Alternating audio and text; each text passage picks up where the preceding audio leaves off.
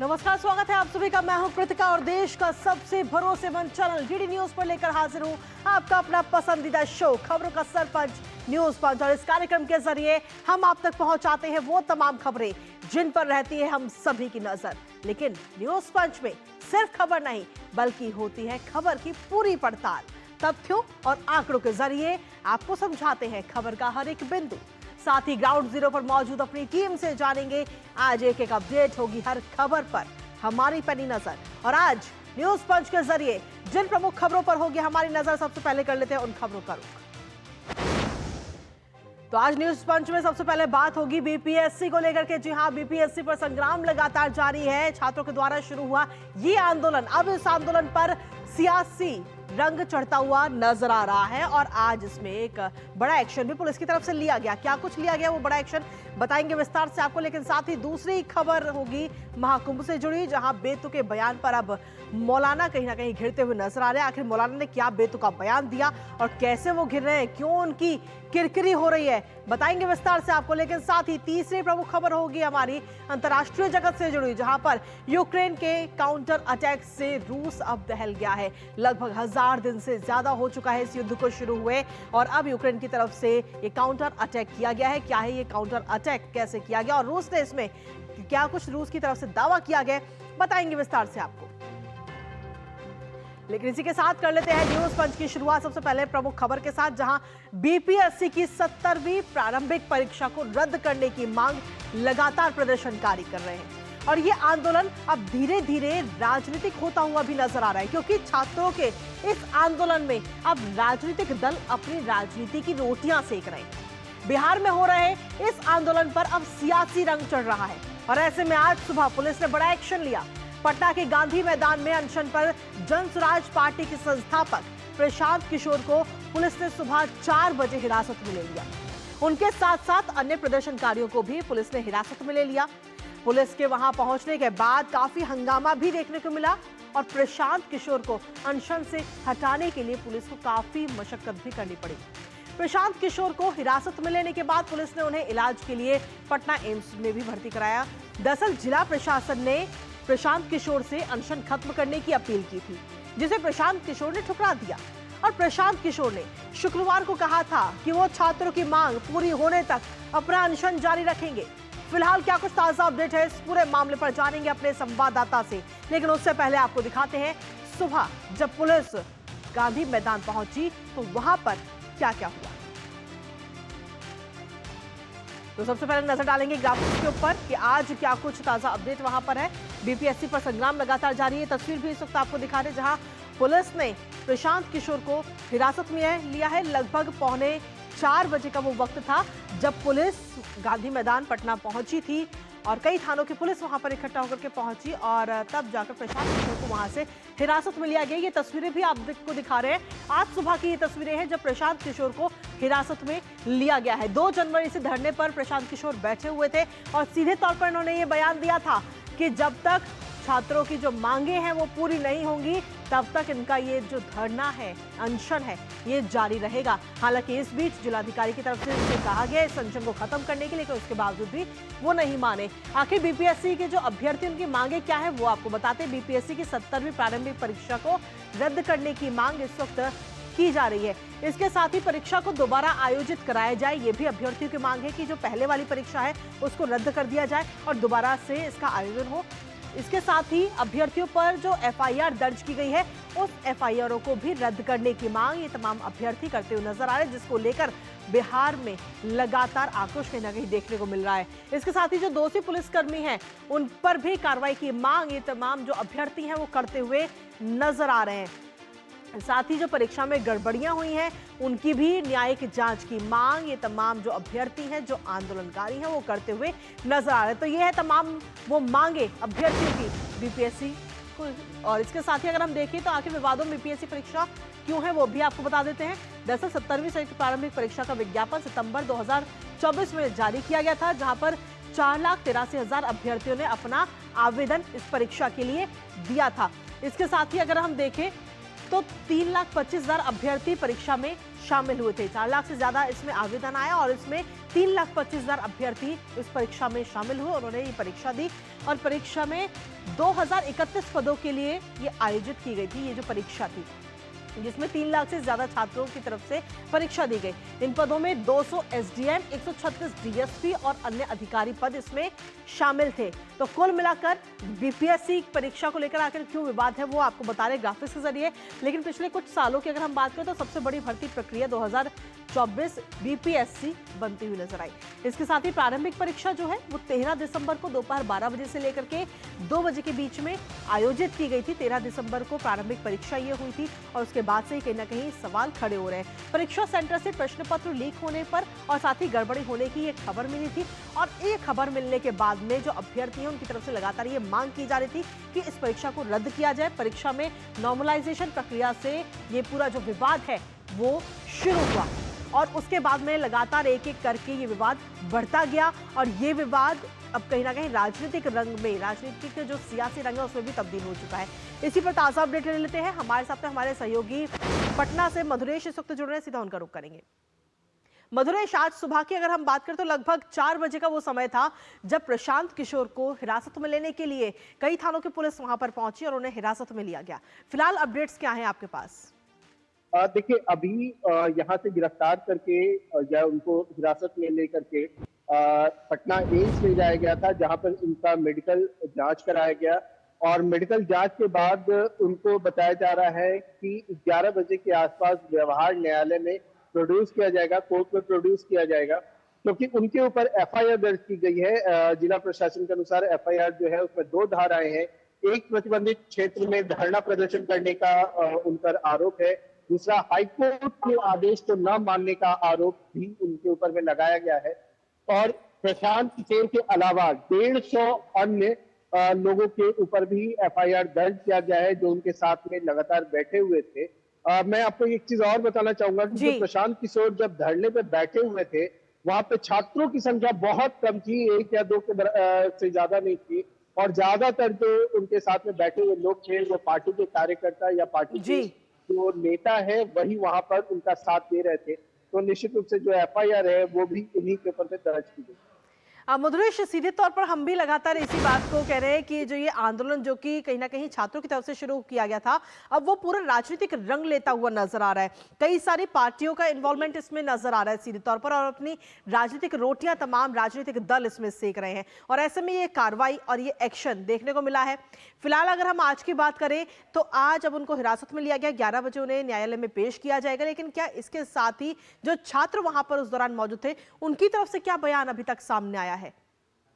देखिए, छात्रों ने प्रशांत किशोर से दूरी पहले ही बना ली थी। छात्रों ने जो धरना स्थल जो हाईकोर्ट है उसके द्वारा चिन्हित किया गया था गर्दनी बाग में और गर्दनी बाग से प्रशांत किशोर को छात्रों ने वहां से हटा दिया था। 2 बैग प्रशांत किशोर के नारे भी लगाए थे, जिसके बाद प्रशांत किशोर को वहां से जाना पड़ा था और उसका वीडियो भी बहुत तेजी से वायरल हुआ था। इसके बाद ही प्रशांत किशोर ने गांधी मैदान में गांधी मूर्ति के पास में अपना धरना प्रदर्शन शुरू करने का वो शुरू किया और 2 तारीख के शाम को 5 बजे वो वहां पे आकर बैठे। यहाँ पर छात्रों का इन्वॉल्वमेंट बिल्कुल भी नहीं देखने को मिला। अगर छात्रों का इन्वॉल्वमेंट होता तो जब 4 तारीख को बीपीएससी ने जो सेंटर रद्द किया गया था परीक्षा का 13 तारीख वाला, उसका जब री एग्जाम लिया तो वहां पे 6000 बच्चे पहुंचे एग्जाम देने के लिए। ये साफ साफ दर्शाता है कि शांतिपूर्ण परीक्षा होना, 6000 बच्चों का परीक्षा में शामिल होना, छात्रों का प्रशांत किशोर के अनशन से कोई नाता नहीं है। बिल्कुल कंप्लीट पॉलिटिकल एजेंडा था। जी चलिए, फिलहाल बहुत बहुत शुक्रिया मधुरेश, तमाम जानकारी और अपडेट्स साझा करने के लिए। लगातार इस खबर पर आप अपनी नजर बनाए रखिएगा। तो ये थी बिहार पटना से जुड़ी हुई खबर और इसके साथ ही अब अगली महत्वपूर्ण खबर की ओर रुख कर लेते हैं जो है महाकुंभ से जुड़ी। जी हाँ, महाकुंभ 2025 के शुरू होने में अब चंद दिन ही रह गए हैं और जोरों शोरों से तैयारियां चल रही हैं। संगम नगरी में संतों के पहुंचने का जो सिलसिला है वो भी जारी हो चुका है। लेकिन महाकुंभ के शुरू होने से पहले आए दिन नए नए मुद्दे भी गरमा रहे हैं और अब एक बार फिर मुसलमान चर्चा के केंद्र में है। जहां एक तरफ महाकुंभ में मुसलमानों के प्रवेश को लेकर विवाद छिड़ा हुआ है तो वहीं दूसरी ओर कुछ मौलाना ये दावा कर रहे हैं कि महाकुंभ वक्फ की जमीन पर लग रहा है। अब उत्तर प्रदेश के बरेली में ऑल इंडिया मुस्लिम जमात के राष्ट्रीय अध्यक्ष हैं मौलाना शहाबुद्दीन रिजवी बरेलवी, जिन्होंने ये बड़ा दावा करते हुए महाकुंभ स्थल की जमीन को वक्फ की संपत्ति करार दिया है। और मौलाना के इस बयान के बाद संतों ने मौलाना को खूब खरी खरी भी सुनाई है। संतों की तरफ से इस विवादित बयान को लेकर अलग अलग प्रतिक्रियाएं आ रही हैं, जिसके बाद अब मौलाना शहाबुद्दीन की खूब किरकिरी हो रही है। इसी पर करेंगे चर्चा अपने संवाददाता से। उससे पहले आपको सुनाते हैं कि आखिर मौलाना शहाबुद्दीन ने क्या कुछ कहा है। आज के जो मुसलमान हैं उनमें से एक सरताज नाम के हैं, उन्होंने इस बात की जानकारी दी और कहा, एलानिया तौर पर इस बात को कहा कि जो जमीन है, जिस जमीन पर, जमीन के बहुत सारे हिस्से पर जो शामियाने तंबू वगैरह लगाए गए हैं, इंतजामात किए गए हैं, मेला लग रहा है, ये वक्फ की जमीन है और वहां के मुसलमानों की जमीन है। तो जिस जगह पर कुंभ का आयोजन किया जा रहा है उस जमीन को वक्फ की जमीन होने का दावा इस वक्त किया जा रहा है। इसी को लेकर संत समाज, साधु संत जो वहां पर पहुंच रहे हैं और इसके साथ ही जो साधु संत हैं उनकी तरफ से क्या कुछ कहना है, क्योंकि कहीं ना कहीं सीधे तौर पर नाराजगी ये तमाम साधु संत जताते हुए नजर आ रहे हैं। इसमें कई सारी प्रतिक्रियाएं भी सामने आ रही है, लेकिन उसमें से कुछ प्रतिक्रिया आपको सुनाते हैं। इसके साथ ही डीएम का क्या कुछ कहना है इस बयान को लेकर, वो भी आपको सुनाते हैं। वक्फ बोर्ड की सारी जमीनें सरकार की हो जानी चाहिए। अनाधिकार चेष्टा है। धर्म के नाम पर देश का बंटवारा कराने वाले इस देश में भूमि को हथियाने का माफिया बन चुके हैं वक्फ बोर्ड के नाम से। प्रयागराज का जो कुंभ है वो बहुत प्राचीन है और जो कह रहे हैं कि उस समय इस्लाम का जन्म भी नहीं हुआ था, तब से ये कुंभ बराबर चलता आ रहा है। इतिहास उनको पता नहीं है, इसीलिए कह रहे हैं कि वक्फ बोर्ड की जमीन में है।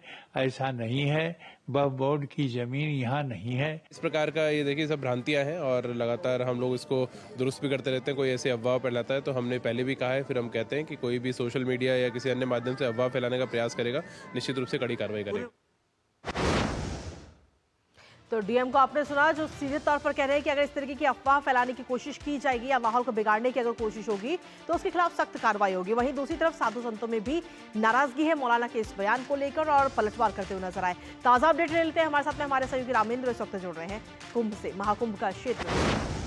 रामेंद्र, क्योंकि आप खुद वहां पर मौजूद है, साधु संतों के पहुंचने का सिलसिला भी इस वक्त शुरू हो चुका है। ऐसे में मौलाना की तरफ से जो ये बयान दिया गया है, इस बयान के क्या कुछ मायने निकाले जाए और साथ ही साधु संतों की क्या कुछ प्रतिक्रिया वहां पर नजर आती है?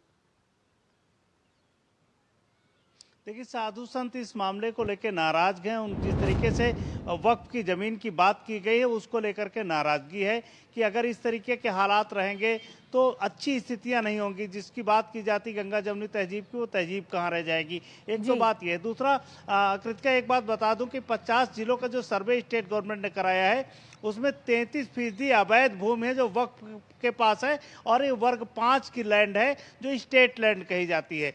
इस तरीके से तमाम स्मशान हैं जो हिंदुओं के हैं वो वक्फ में दर्ज हैं। तो इस तरह बहुत सारी चीज़ें निकल कर आ रही हैं। ये जितने भी बयान दे रहे हैं सरकार उसको गंभीरता से ले रही है और जहाँ जहाँ जांच हो रही है इनकी जितनी कमियां निकल के बाहर आ रही हैं। और कुंभ जैसे, महाकुंभ जैसे मेले में जिस तरीके का बयान दिया गया है वो किसी को शोभा नहीं देता है। ये धार्मिक आयोजन है और गंगा यमुना के दोआबा में बस ये जमीन है जहाँ पर कुंभ लगता है और यह कुंभ बहुत लंबे अरसे से लगता आ रहा। जैसा साधु संतों ने कहा कि इस्लाम का तब उत्पत्ति भी नहीं हुई थी। तो इसको लेकर के नाराजगी है, लेकिन इसका बड़ा असर कोई मेले पर नहीं है। मेला अपनी गति से चल रहा है। कुंभ की प्रयागराज की धरती पर महाकुंभ 13 से सफलतापूर्वक संचालन होगा इसका, जिसकी अभी हमने डीएम को भी सुना। डीएम की तरफ से कहा जा रहा है कि अगर ऐसी कोई भी व्यक्ति अफवाह फैलाएगा या सोशल मीडिया पर अफवाह से जुड़ी किसी भी प्रकार की कोई पोस्ट की जाती है तो उसके खिलाफ सख्त कार्रवाई की जाएगी। डीएम की तरफ से सीधे तौर पर ये आदेश दिए गए हैं।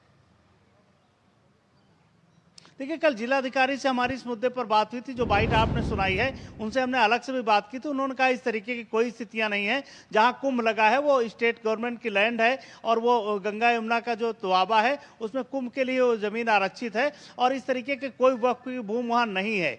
तो उन्होंने कहा था और जो बाइट दी वो भी आपने सुनवाई और उन्होंने कहा कि अगर इस तरीके के अफवाह फैलाने वाले लोग होंगे इनके खिलाफ मुकदमा लिखा जाएगा और कार्रवाई की जाएगी। चलिए, फिलहाल बहुत बहुत शुक्रिया रामेंद्र, तमाम अपडेट्स और जानकारी साझा करने के लिए। लगातार आप वहां बने रहिए और अपडेट पहुंचाते रहिएगा।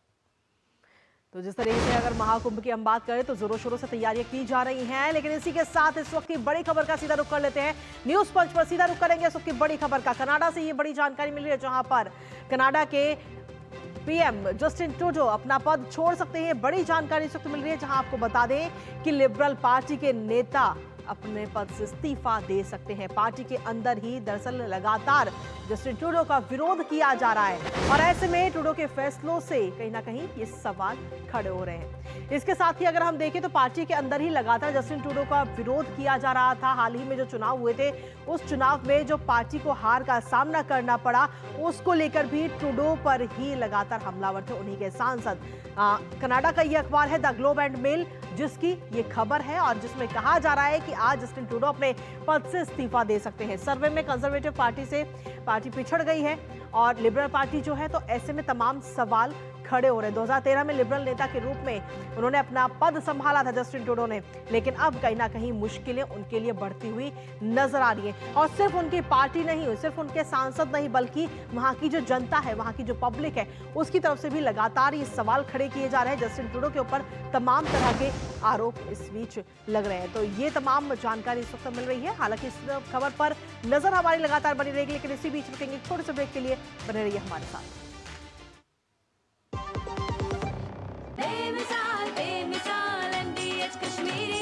लाल रंग इसका अपार, तीखा कम है फिर भी स्वाद। बेमिसाल बेमिसाल MDH कश्मीरी। और कम डाल पर असली डाल। MDH कश्मीरी लाल मिर्च पाउडर। बेमिसाल बेमिसाल MDH कश्मीरी। MDH। मेरी पसंद। मेरी पसंद। मेरी पसंद। मेरी पसंद। हमारी पसंद। हम सबकी पसंद। मजबूत देश का मजबूत सरिया हो गया स्टील। और ब्रेक के बाद एक बार फिर से स्वागत है आप सभी का। लेकिन सीधा रुख सबकी बड़ी खबर का, जहां राज्यपाल की अपील के बाद भी नहीं बजाया गया राष्ट्रगान।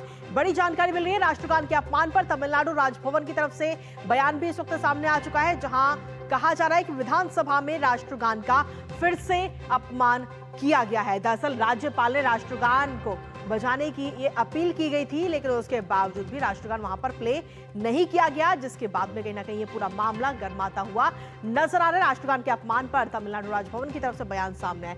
राज्यपाल RN रवि बिना अभिभाषण के ही विधानसभा से चले गए, जब राष्ट्रगान वहां पर नहीं बजाया गया। तो ये बड़ी जानकारी इस वक्त मिल रही है। एक बार फिर से राष्ट्रगान के अपमान का ये पूरा मामला सामने आया है। मुख्यमंत्री स्टालिन के इनकार के बाद भी राष्ट्रगान नहीं बजाया गया। तो राष्ट्रगान के अपमान पर तमिलनाडु राजभवन की तरफ से बयान भी इस वक्त सामने आ चुका है। राज्यपाल के अपील के बावजूद राष्ट्रगान राजभवन में प्ले नहीं किया गया। इस खबर पर नजर हमारी लगातार बनी रहेगी, लेकिन इसी के साथ अगली खबर का भी रुख कर लेते हैं, जहां आपको बता दें अगली खबर है रूस और यूक्रेन के बीच। दरअसल रूस और यूक्रेन के बीच 1000 दिन से ज्यादा हो चुके हैं, युद्ध चल रहा है और अब ये लड़ाई भीषण रूप लेती नजर आ रही है।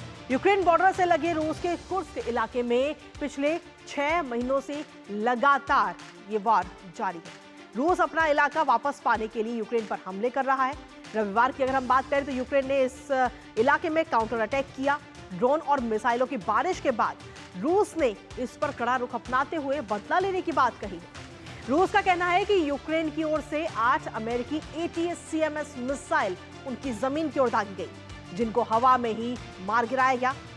दरअसल कुर्स्क एक रूसी इलाका है और पिछले साल अगस्त में यूक्रेन ने कुर्स्क प्रांत पर हमला करके 1376 स्क्वायर किलोमीटर की जमीन पर कब्जा कर लिया था। हालांकि बाद में रूस ने इस पूरे इलाके में हजारों नॉर्थ कोरियाई सैनिकों को तैनाती की गई, जिसके बाद यूक्रेनी सैनिक आगे नहीं बढ़ पाए।